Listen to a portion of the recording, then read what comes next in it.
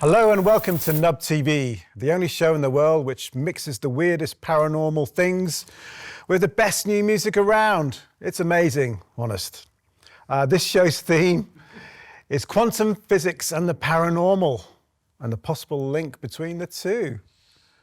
Hello, Guy. Hello. It's nice to be back. Yay. Yeah, it feels like it's been a long time, but now we're back. We're in our own little parallel universe again. We are. I'm talking about TV world. Parallel universes. We're getting into quantum physics today and possible links between that and ghosts and things that go bump in the night. Yeah, I've always wanted an explanation, and maybe they'll give it. Well, we're speaking to parapsychologist Evelyn Hollow, who's worked on the Battersea poltergeist case. And is very knowledgeable about these things, and she's got her own theories, which is pretty interesting. Yeah. In terms of music, we've got Kevy Lynch and probably his most popular track he's ever released, major Spotify playlists, called "Can You Write a Song for Me?" about his dad.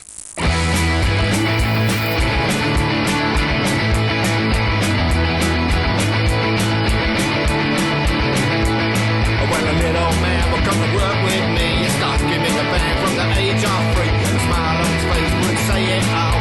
Stuck him on the barrel, watch him take a fall. Always get up and carry on. Radio player is singing a song. Your granddad, Michael Case and me, you work together in unity. Granddad called him the little man. Well, I'll tell you right now, what's the biggest fan? He never gave up, he never gave in. And I'll always remember that heartfelt grin. Well, there's a big wide world you need to explore. Go out on your own, go knocking on the door. So we opted out with university. But I think to myself, just to play rugby. Went to London out on his own. Spent 3 years, you're talking on the phone. You then realise you could never be free. Within a car for a world, no more LNC. Granddad called him the little man. Well, I'll tell you right now, what's the biggest fan? A heart of gold, yeah, knows right from wrong. I guess about time that I wrote him a song. Can you write a song for me? Can you write a song for me? Can you write a song for me? Can you write a song for me?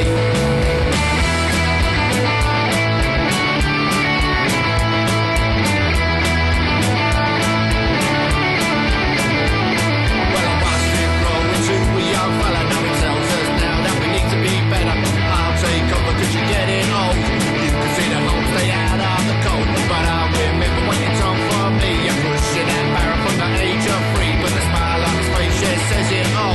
Life's worth living if you take a fall. Granddad called him the little man. Well, I'll tell you right now, what's his biggest fan? He never gave up, he never gave in. Okay, that was cool. Such a lovely song by a great artist, Kevy Lynch. You know how he wrote the song? No. So his dad, he's listened to all Kevy's songs, and he just went to him one day and he went, "Kevy, can you write a song for me?" And there you go. That's how it started. And it's been very successful, that song as well, which is cool. Okay, well, next up, I chat with parapsychologist Evelyn Hollow about quantum physics and the paranormal. Welcome to Nub TV, Evelyn. Thank you for having me. Excited to be here. Thank you. I'm really excited to get your ideas on the possible link between paranormal activity and quantum physics. Can you just go into that a little bit, please? Yeah, so for me, the kind of intersection between those two fields started when I was doing my undergrad in psychology. And I was really interested in consciousness. And, you know, I feel like the single greatest unsolved problem of psychology, perhaps of the whole human race, is Chalmers's hard problem of consciousness. And nobody can work out where it comes from, what it is, what it's made of. Yeah. And I started to get this idea that maybe it was much smaller than we ever perceived it to be. Maybe it was right down into individual particles, if you like, or molecules. And then once I started to consider that, I went, okay, well, we've been looking at this the wrong way, because macro large systems are governed by classical physics. Very, very small things are governed by quantum physics. And once you started to look at things that we would deem paranormal, like ghosts, you know, things that can blip in and out of existence, things that seem to behave strangely, or their time seems to behave strangely, suddenly it started to make a bit more sense.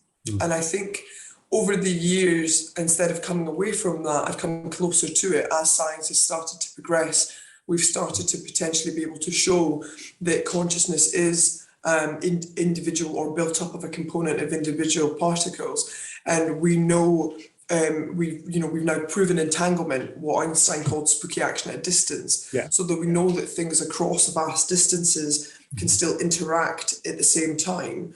And so I think that, for me, although a lot of the paranormal can be explained in terms of physics, it doesn't make it not paranormal. It still is. Sure. But I think a lot of the strange things that we would call magic or ghosts or poltergeists, are actually just the inherent strangeness of quantum physics. Okay, that's got me thinking. So I guess this leads to a broader thing. What is the paranormal? Where does it come from?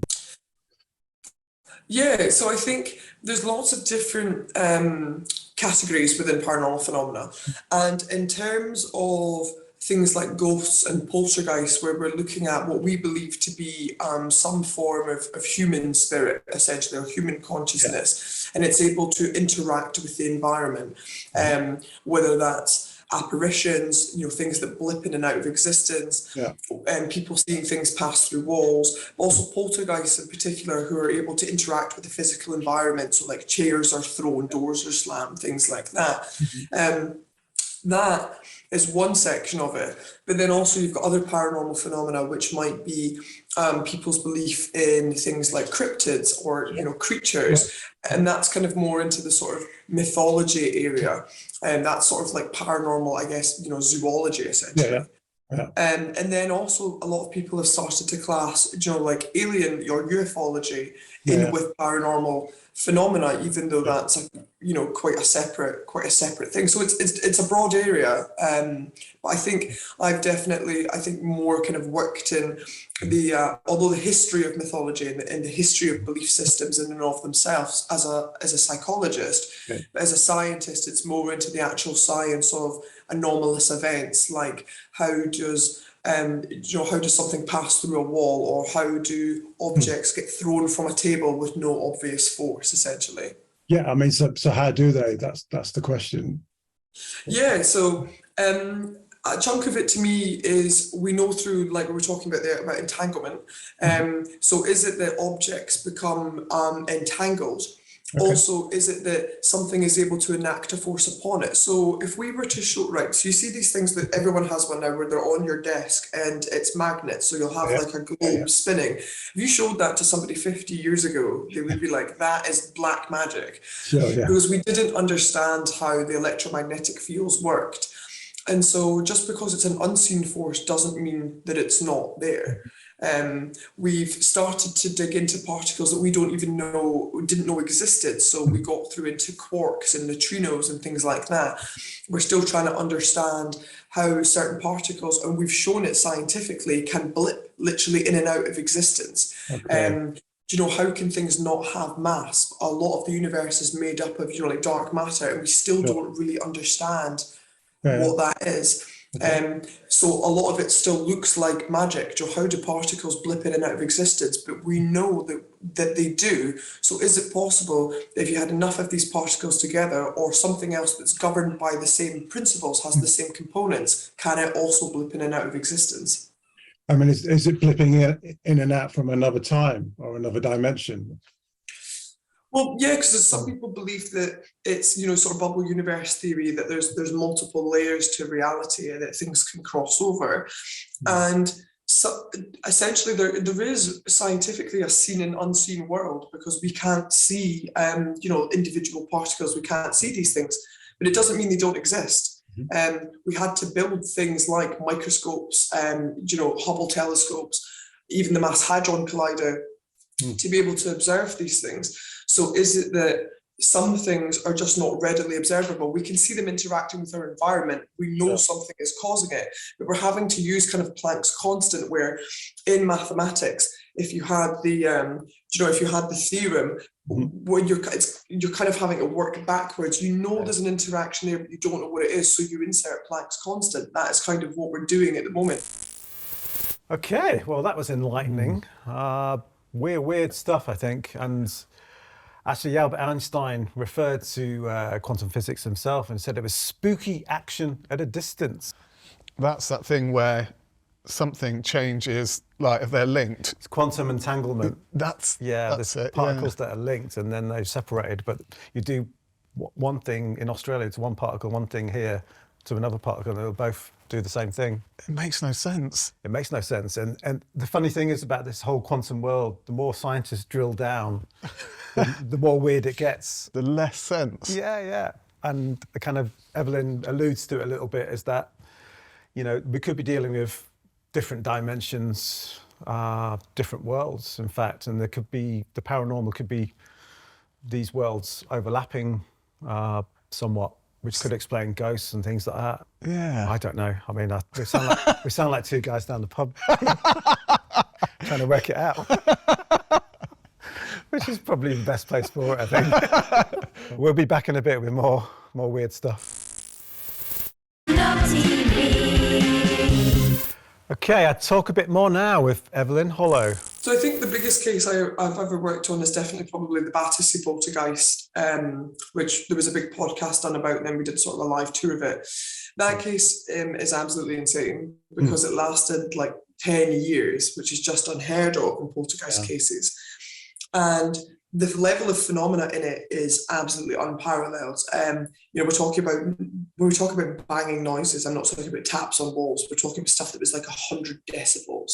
Wow. Where neighbours flooded out into the street because they thought the house was being ripped apart.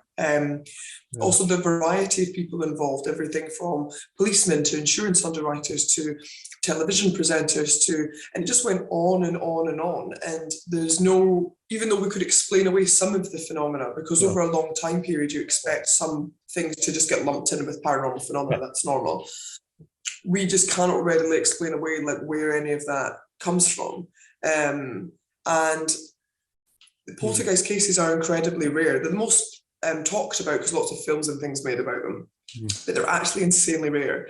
And I think especially for a case to last 10 years and have hundreds of people experience it, witness it, different types of phenomena, interact with it, and we still have no ready, sort of environmental explanation or anything for it is absolutely unreal. So I think that's definitely the most ludicrous case I've ever worked on, and it's gripped everybody who's ever looked at it. Yeah, absolutely. And I still can't get my head around it. I mean, you've got what is called the non-local mind, maybe consciousness being separate from the body. How does that fit in with the paranormal? Well, yeah, I guess it's that, is a poltergeist, is it a person? Is it just a type of essentially ghost residual consciousness that somehow has become more powerful than, say, a passive one, like just someone seeing a shadow or like a person walk through a wall or sort of blip in and out of existence? How did it become as powerful as it is? How is it able to like destroy living rooms or destroy furniture or create 100 decibel banging noises? There's been interesting studies looking at, say, a chair is thrown with an unseen force in a poltergeist case. Is that piece of furniture then altered? So people would often look at people kept reporting that things that were thrown or moved or whatever during poltergeist cases, that they reported them being heavier. So people started to investigate, so when we were talking about like entanglement, did it alter the molecular structure of an object? Has it actually altered the weight? Because that would be a way for us to show physically how something has become entangled or how it has altered its state. Obviously, it's hard to investigate these things because when people report that phenomena, you then have to have controlled environment.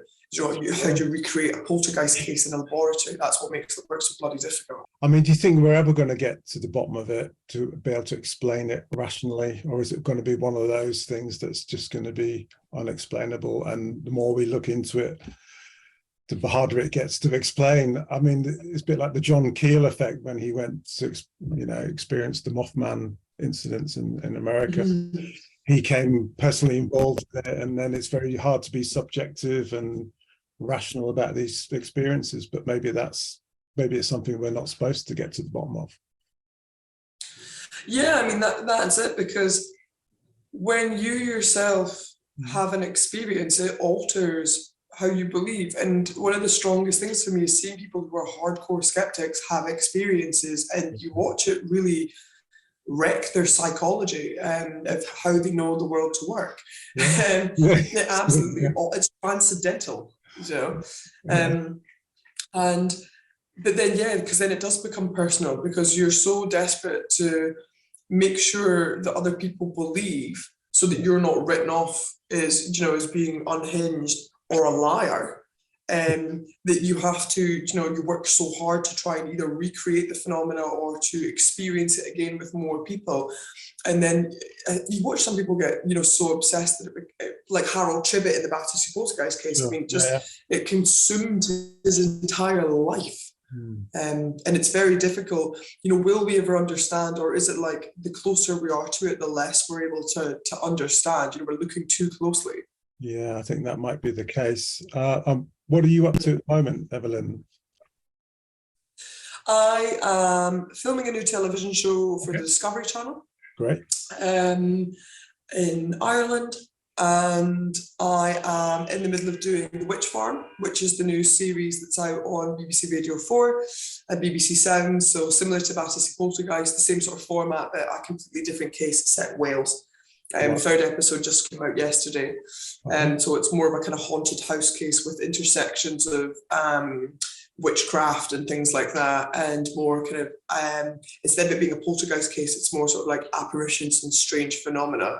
It's a really interesting case. Okay, sounds really good. Wild. And I think it's also the most exorcised house in all of UK history. Okay, where's this house? Yeah, it's in Brecconshire in Wales, Hale Vanog. Incredibly interesting area. But yeah, those are the kind of two big things I'm working on at the moment, and I'm hoping to finish a manuscript that's going to help us categorize types of paranormal phenomena, because I feel like one of the biggest problems that we have in science, we should be able to categorize it so that we know that we're testing or investigating what we're supposed to be doing, and nobody can agree on certain things. So I'm kind of creating this this hauntology handbook where I can categorize like stages of poltergeist haunting, types of like what's the difference between a white lady, a blue lady, and a pink lady spirit. Like what is the difference between this level of haunting versus so, and just trying to quantify stuff and build structures so that we can look at these things with a categorized system. So that's kind of the manuscript that I'm working on at the moment. But trying to get time to work on it in between filming and radio and stuff is impossible. Okay. And how can our viewers find out more about yourself? So I'm on Twitter and Instagram and things like that. If you just search Evelyn Hollow, but I also have my website, just evelynhollow.com, which has got links to all the kind of work I've done, anything I've written, papers and things like that. But yeah, I'm mostly active on sort of Twitter and Instagram and things, and we talk about kind of the things that we work on and keep up to date with the shows that I'm on and episodes and interviews and stuff that come out. But yeah, I'm kind of readily available on social media, usually chatting nonsense and posting spooky stuff. So. Yeah, brilliant. Okay, well, thank you very much, Evelyn. It's been a pleasure having you. Okay, well, my mind is constantly getting blown on this show, and Evelyn's like on another level from me. I was interviewing her and I'm thinking I'm a bit out of my depth here talking about this. She clearly knows her stuff, and she's pointed out that there is some sort of link here, but it could explain why people have poltergeist experiences like the Battersea poltergeist, which you mentioned, which you worked on that show, and there was definitely physical stuff happening, but had no conventional explanation. Conventional physics couldn't explain. It was coming from elsewhere. Fascinating. Possibly from psychokinetic energy, from teenagers.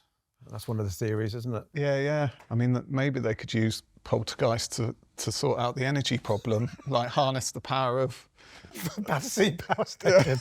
It's what- Battersea Poltergeist Power Station.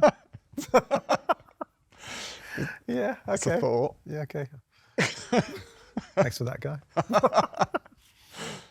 But yeah, it is weird, and I do like this multiple dimension theory, and I think one of the massive telescopes by NASA has taken some pictures of deep space, and then these thing called hotspots, which they think are possible other worlds, other dimensions interacting with our universe. So there could be parallel universes out there, but we're still kind of investigating that. Well, not me personally, because I'm just some guy. I'm just some guy down the pub.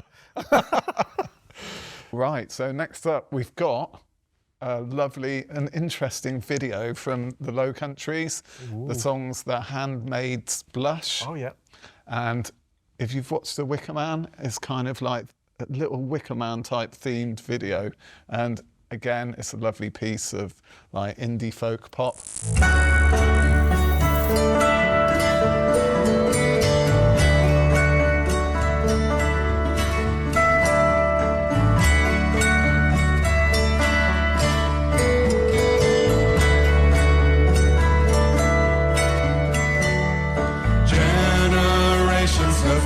Some have come and gone, but this one's no longer needed no more. Battered, bruised, undone, there'll be all what's on the rotten, rancid to the core. There's a skin so smooth, sweet and creamy white, flesh to touch and be shared. Bearer off with a load, oh, you know I'm right. Handmaid's blush must be spared. The handmaid's blush must be spared. They boast roots in our land, they can't flourish here. The bones need filling before our return. The young and the strong are all good for building. The old and the dead ones must be burned. There's a skin so smooth, sweet and creamy white, flesh to touch and be shared. Bearer off with a load, oh, you know I'm right. Handmaid's blush must be spared. The handmaid's blush must be spared.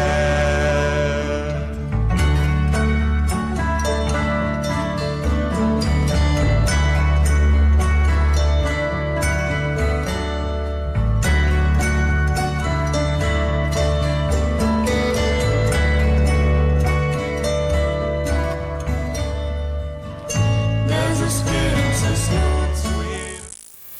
Okay, yeah, that was cool. And I think the story behind this song, they actually went up to Scotland where The Wicker Man was filmed. No way. They did, yeah. And they filmed a lot of the video there, and they kind of made this imaginary sequel to The Wicker Man. Okay. Or they were harvesting apples and stuff like that, and because it's a scary film, The Wicker It Man. is. And but you know, why didn't Edward Woodward? Why didn't he just have sex with Britt Eklund? And the story, his life would have been saved. But he was, you know, the puritanical, must have no sex before marriage, and well, there you go, pay the price there. It's a double bonus for him, really, wouldn't it? And on that bombshell, thank you for watching Nub TV. We'll be back soon with more weird and wonderful stuff and some great music. It's Nub TV.